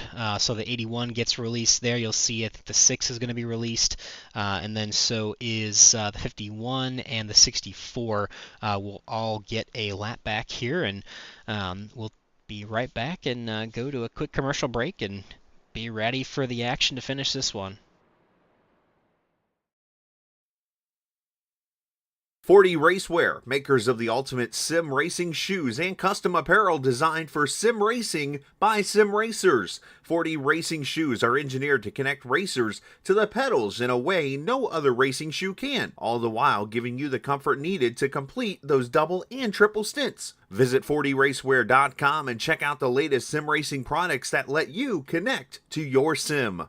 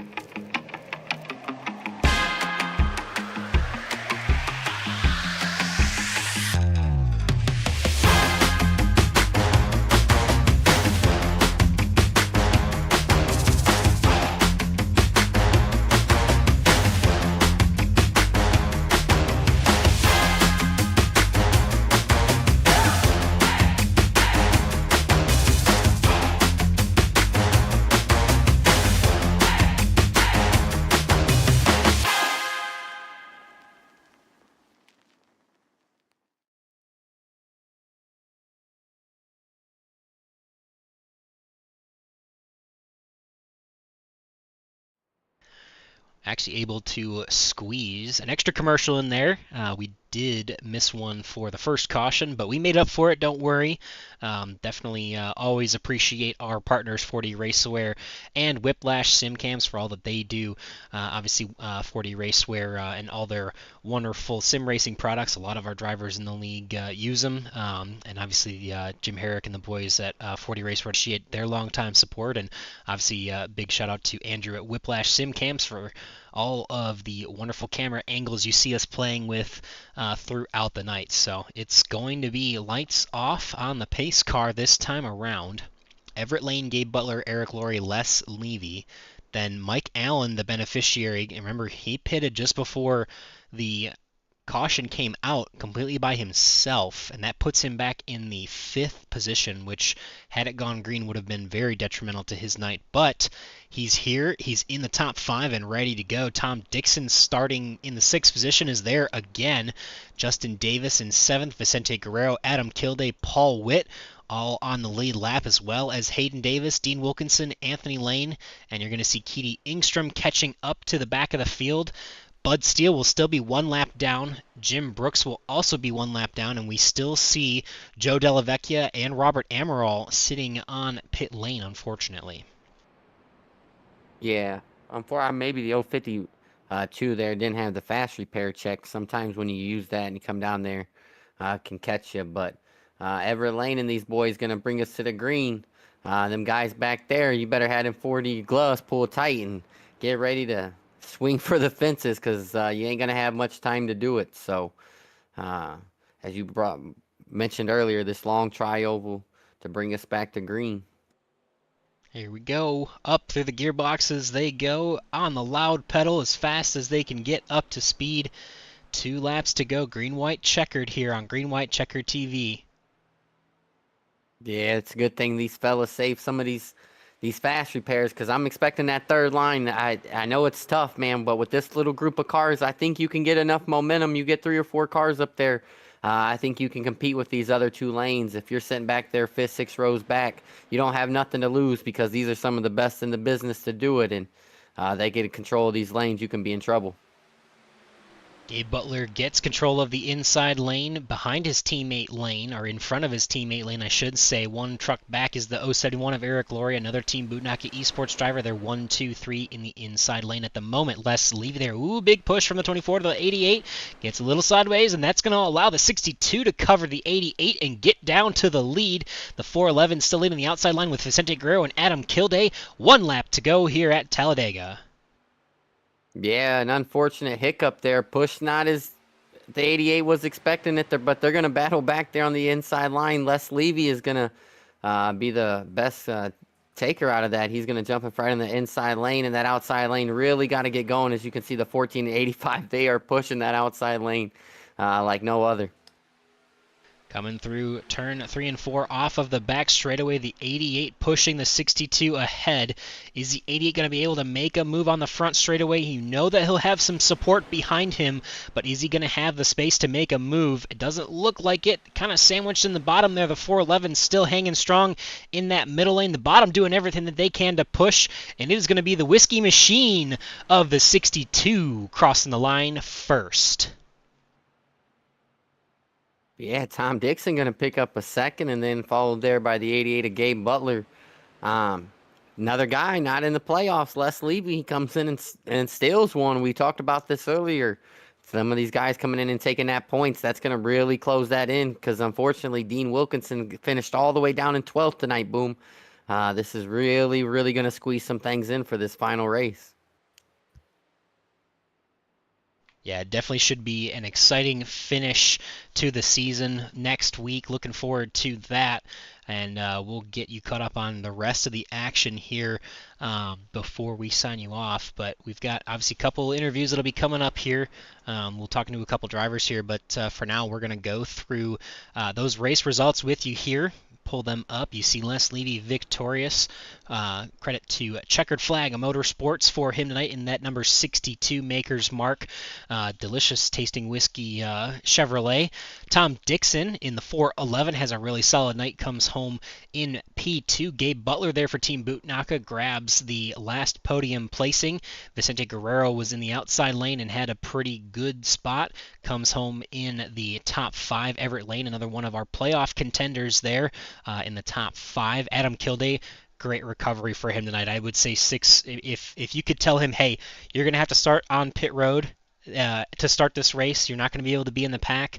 If you would guarantee him a 6th place, a guarantee, he would have taken that before the race started. So really good recovery there for the 85 of Adam Kilday.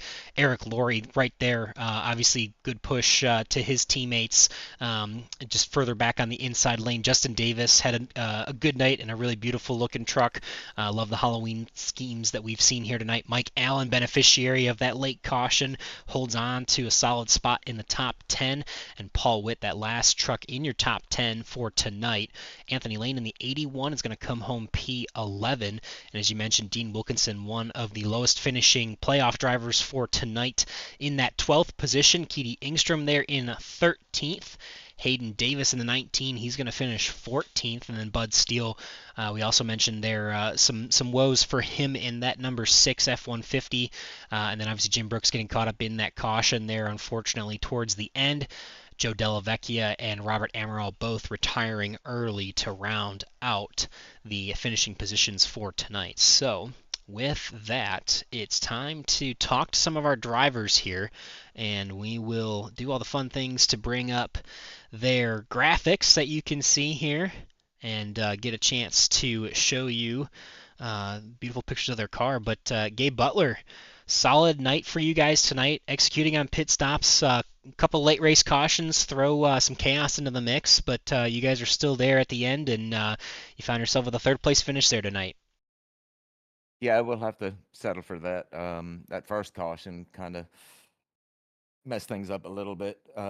It kind of cost us position because we knew it was going to be a fuel mileage race right there and then, and so we decided to short pit, which in the end, I guess it turned out for us. I'm not sure if those guys could have made it or not, and if they couldn't have, they might have had enough momentum to roll around before we would have been able to catch them. So, I mean, we'll take it. We were talking about how close it was going to be there for you guys, and how you guys were gaining time. And I thought them guys, if that caution don't come out, they was in trouble. But I'm going to give you a little bit hard time. And then we seen a little bit of checkup on the inside. Can't handle the push anymore, or what's going on there, Gabe?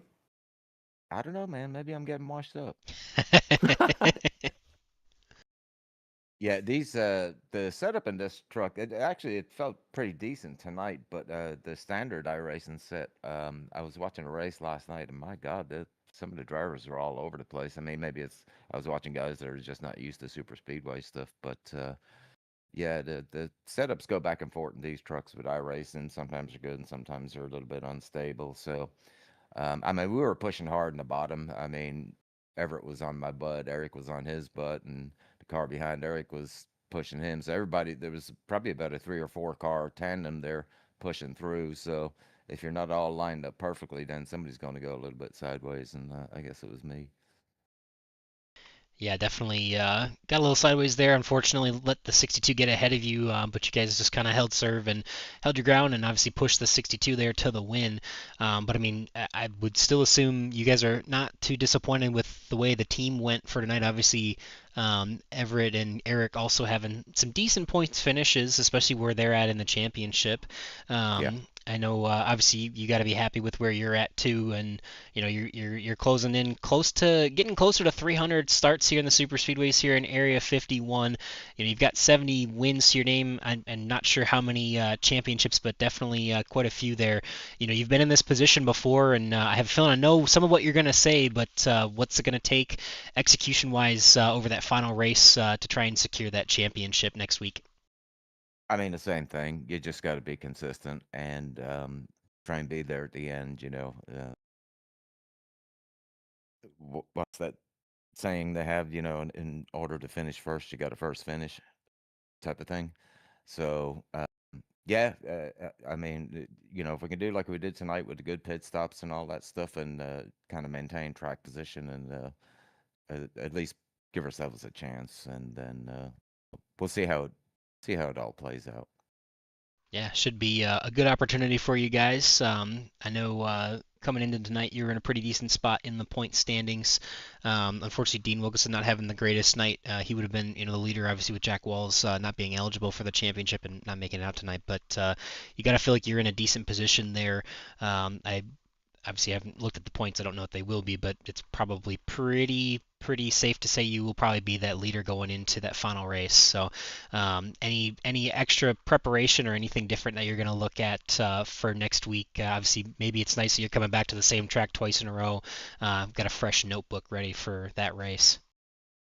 Yeah, and like I said, you just got to try and put yourself in a position to be there at the end. And being the last race, you tend to keep an eye on who you're going up against, and kind of eyeball their position and figure out, if you need to be ahead of them or you just need to be a spot behind them. If you need to win, don't let them win, type of thing.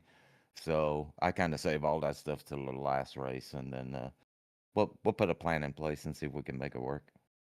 Well, we'll definitely, obviously, we're pulling for everybody, but definitely pulling for you as well there, Gabe, and look forward to seeing you try and bring it home next week, and best of luck to you. Appreciate it, guys, and big shout out to the boot knockers. Of course, you guys up in the Yeah, booth. I know, I roll know, I red know. carpet. I'm sorry, I did. This is twice in a row now. Yeah, go ahead, please. Thanks and You're shout all right, outs. brother. I got you covered. And of course, you guys up in the booth, Green White Checker TV, all the admins, and yeah, like I said, great job by the teammates, Eric and Everett tonight, and congratulations to Les on the win. Good deal. Well, yeah, I think that's the second time I've done that to you in a row in interviews. So I apologize for that, Gabe, but congratulations once again, and we'll be pulling for you next week. All right, fellas, I appreciate it. Yeah, thanks, man. Alrighty, that will bring up Mr. Tom Dixon in that number 411. Got the HyperX colors on that truck and a TW Motorsports banner across the front windshield there, coming home in a solid second position there. Definitely seemed like you were in a good spot, I think, for most of the night and kind of put yourself up towards the front at different times. And obviously, you were there when it counted at the end. Not enough to beat out that inside lane, but got to be pretty happy with that second place finish there tonight, Tom. Yeah, I'm real happy about it. I had a lot of fun. Uh, Probably should have squeezed a little harder. Uh, Might have got a win there with Vince behind me. But yeah, really happy. Had a lot of fun. About time I got up here to talk to you guys. Yeah, the racing definitely looked fun, and we could tell. Gabe said the truck, felt like you never know what iRacing the setup is going to bring. But how was it? We seen Dean have engine overheating problems early, but for the most part, when you guys got in that big pack, it looked like the racing was pretty fun. Yeah, it sure was. I mean, it's a very good setup. Yeah, Dean, he's in the running, and I wanted to help him tonight as much as I could, but he blew his engine early on, so that put him down in the hole and could never quite recover from that. But other than that, yeah, I was hoping that Dean would do a lot better tonight. He's a great teammate to have.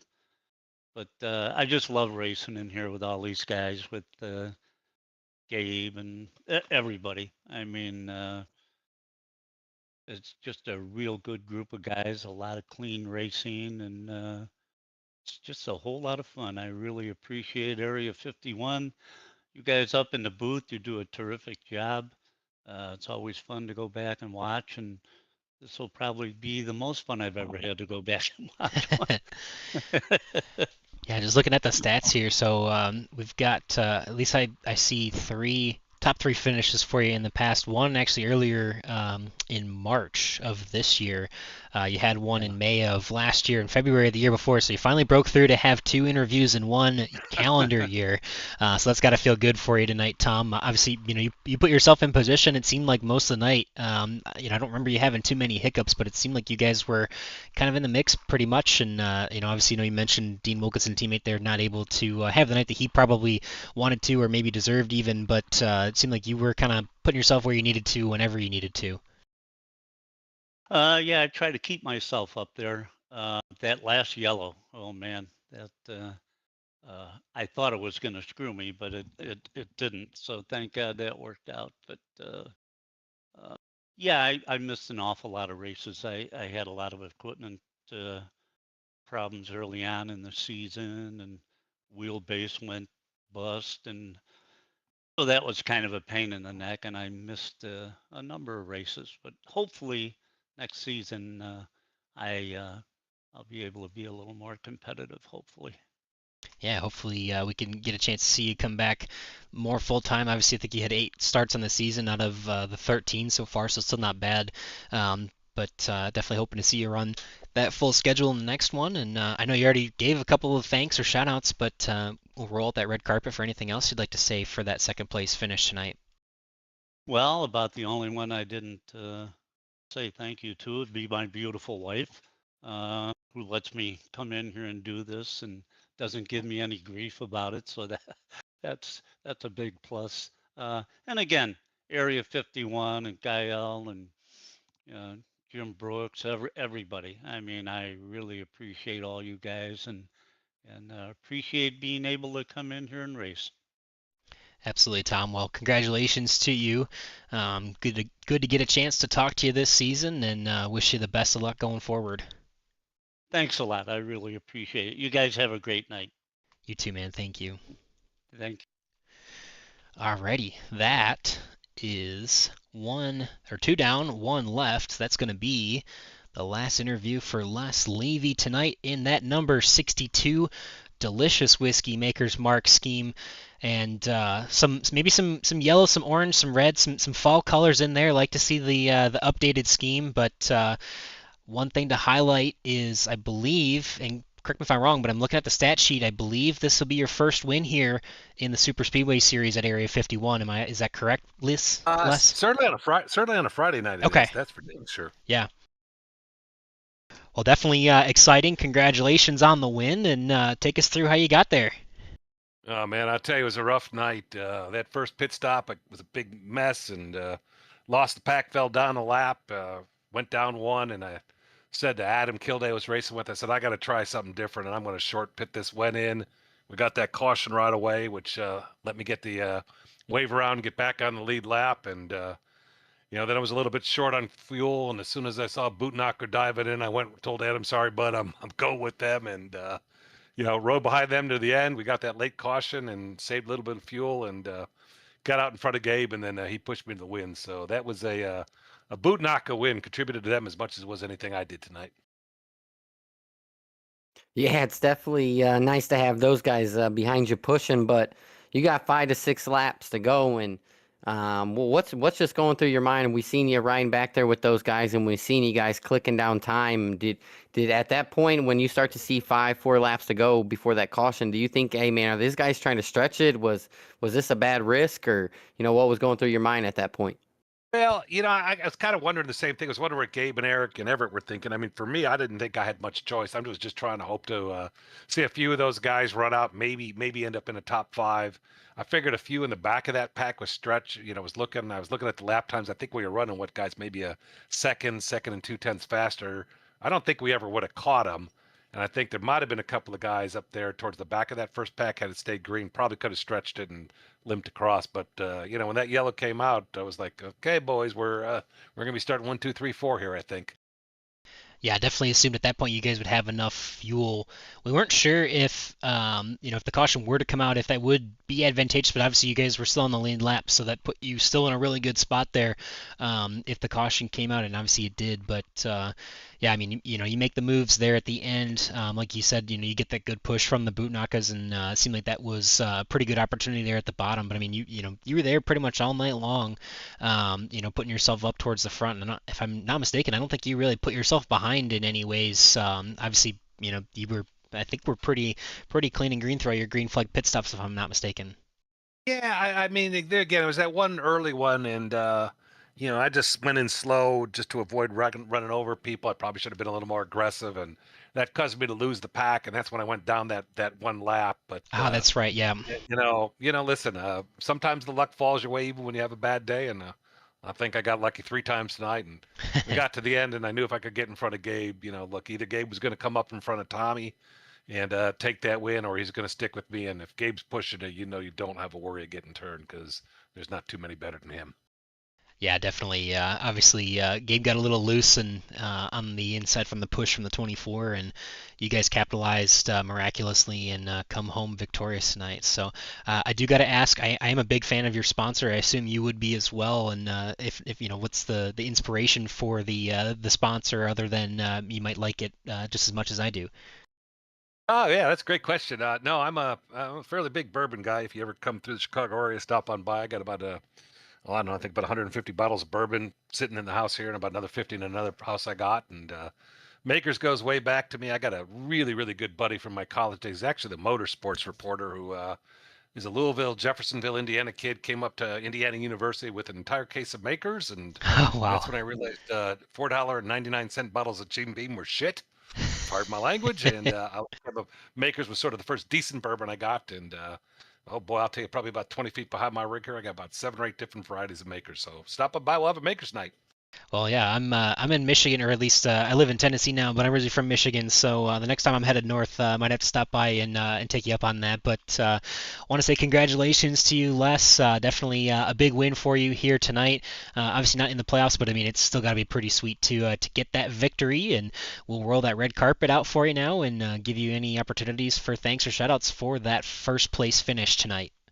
Yeah, well, again, it's thanks to all the boot knocker guys for letting me tail on them and pushing me to the win there. Thanks to every thing you guys do up in the booth. Appreciate it. And listen, all the guys that put on Area 51, we all go way back, right?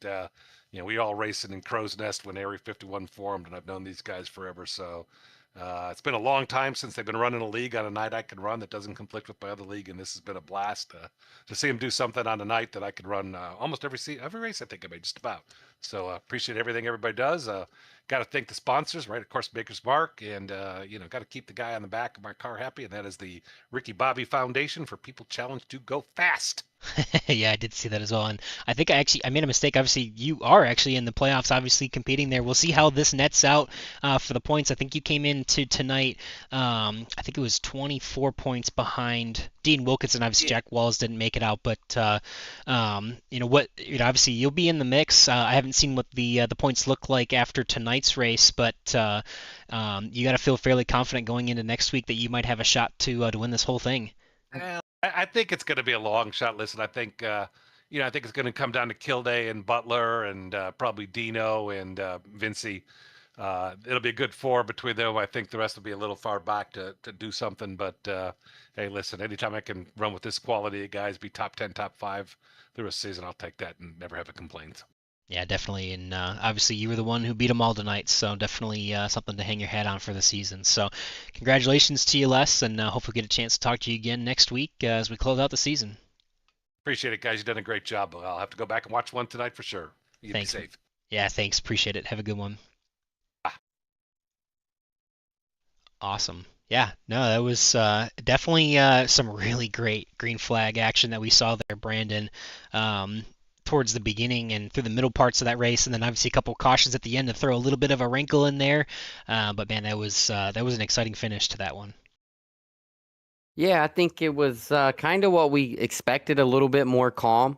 And then as the race starts to get down to the end, it's just that's when the cautions happen. And a great race. I think a great points race for a lot of these people. And we'll head into championship week next weekend. And it'll be a ton of stories to talk about and a lot of stuff going on right back here at Talladega. But before we do get out of here, I want to, thank all the drivers, that's participated this year. I believe we've had over 40 drivers come over here and race on Friday night this season so far, and that's pretty awesome. That's some good numbers to have out and put on some really great racing that they do. And these last couple races, we only talk about the playoff drivers because that's what's highlighted and what we're covering, but. We can't do it without all of them, and all 40 of them that came out here and donated their time and effort to come out here and racing with us on Friday night. Just wanted to give those drivers a shout out. And if you're not busy next Friday, let's pack the house out and have one heck of a finale.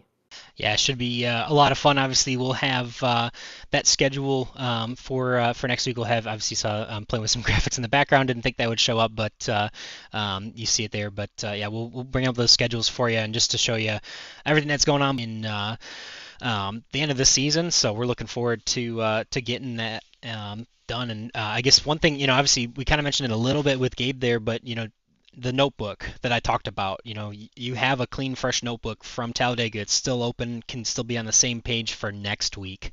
What is the biggest thing, or maybe a couple things if you have more than one, to take away from tonight's action that you're going to want to try and replicate for next week to try and win this championship? I don't think you can ever really guess when it comes to these tracks. If I'm doing anything, I'm getting in my Discord and I'm getting a hold of all my teammates and I'm bribing their wife with steak dinners and gift cards, and I need all my teammates here next Friday night. Um it's getting we got Friday night football and everything. A lot of stuff goes on Fridays, but if you can bribe anybody, you need them here next Friday. So I don't think a strategy makes, because you just got to roll with the punches. You never know with these tracks when the caution or what's going to happen or how the night's going to go. But the more friends you got, the better shot your odds are.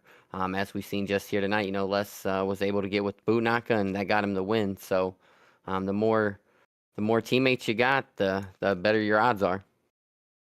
Yeah, definitely makes quite a bit of a difference there. Those teammates really do make a big difference, and obviously Les Levy was even gave credit to the Bootnakas for pushing him towards that win. But it was definitely a fun race, and we actually, well, that's the wrong logo. That was not the one we were supposed to be pulling up here, but we'll see if we can grab the Friday schedule like we had hoped. See if we can pull that up there now. Yep. Okay. We'll scale that down just a little bit here for you so you can actually see this. So a little bit of live editing. Apologies for our terrible broadcast quality, but we'll just pop that on the screen there, and we'll even make it centered to the screen there. Look at fancy. But so you see, obviously, had the Talladega race for tonight. One race left on the schedule for Talladega on October 24th, next Friday night. I promise you're not going to want to miss the action there. No update on points just yet, so we don't know exactly where it's going to net out. Gabe Butler is going to be in a really good position. Obviously, Adam Kilday still had a pretty solid recovery to his night to put him in a good position for points. A lot of guys are going to be competing for that championship. Les has put him in a better position. Obviously, came in tonight, 24 points back off the lead and gained quite a few spots on Dean Wilkinson there. So Les is also going to be looking to be one of those front runners to try and compete for that championship. So that's on Fridays. Obviously, we've got the Truck Series there. So we'll pull up the Sunday schedule, and this should be the correct photo. It is not. It is the Friday schedule once again. So, oh man, I suck at this. I'm so sorry. We'll pull up the Sunday schedule and change it. Yay, there we go. There's Xfinity cars. So in 2 nights' time, we'll be back at Talladega for the Xfinity Series. They've got a really great playoff unfolding there as well. So they'll be the final 2 races at Talladega and Talladega on the 19th and the 26th. And again, you won't want to miss any of that action from either series because I guarantee you it will be a lot of fun, and we cannot wait to get a chance to cover it. And we do have to shout out our Tuesday series, as always. We have the IndyCar Series, and they are going to be running next on October 21st at New Hampshire. And then they'll take a couple weeks off there, go to Las Vegas on November 4th, take another week off, and go to Indianapolis for a double points race finale on November 18th. And should be a lot of fun to watch those Indy cars race, especially in that final double points race. That's going to be a big night for someone, and could come back from quite a bit of ways back to win that championship. So plenty of racing still left here. Obviously, the calendar's winding down here for 2025, but there's still plenty of racing left. Make sure you get out here and hang out with us on Friday nights, Sunday nights, Tuesday nights, and have a good time and bring some of this action from Area 51 your way. So, Brandon, you got anything else I'm missing or anything else you want to touch on before we get out of here? Nope, I think we got it pretty much all covered. I'm ready for Sunday. Maxwell and Gabe, they've been having a battle all year. The 1 point separates them in the standings from first to second. It's gonna be a slugfest, I figure, over there. So make sure you guys tune in on Sunday night. Yeah, Gael Brooks will be calling the action alongside Brandon Briggs next week, in 2 days on Sunday. So it'll be a lot of fun. And then obviously, Gael and I will split the next weekend and get a chance to crown a few champions. So, that'll just about do it. So again, for myself, Boomer Logan, up here in the booth for my good friend Brandon Briggs, we are signing off. We're gonna say, hope you have a great week, and we'll catch you in the next one.